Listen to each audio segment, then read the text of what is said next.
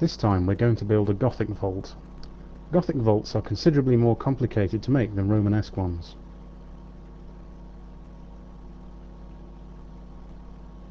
This vault will be square in overall shape, but the principles involved in building a rectangular one are exactly the same. We begin by defining where the centre point of the vault will be, using a cylinder as a yardstick. Switching to a wireframe view will make it clearer.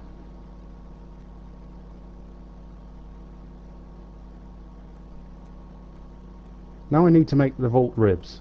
This is very similar to making a Gothic arch.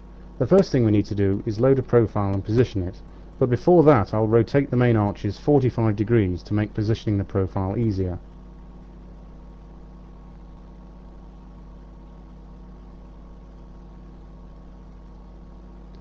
So just putting the profile into place now.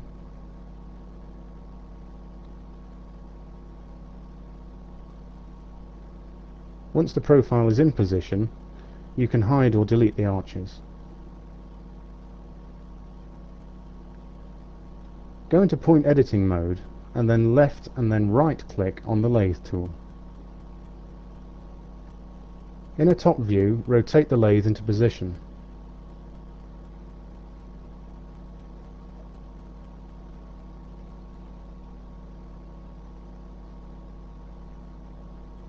Then use a front or perspective view to adjust the radius until the lathe just touches the top of the yardstick. You may find it helps if you change the number of segments so that there is a point directly above the top of the yardstick. Now left click on the lathe tool again to make the rib.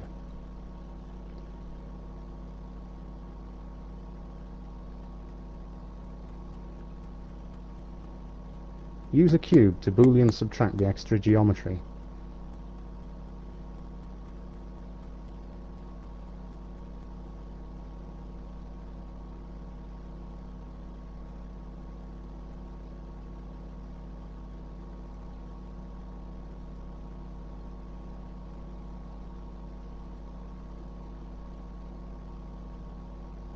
We don't need the yardstick anymore, so delete it now.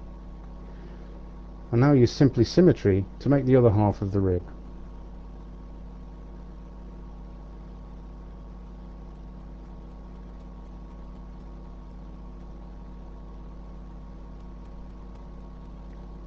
Move the axes of the rib to the object's center point. Now copy the rib and rotate it by 90 degrees, and glue the copy to the original.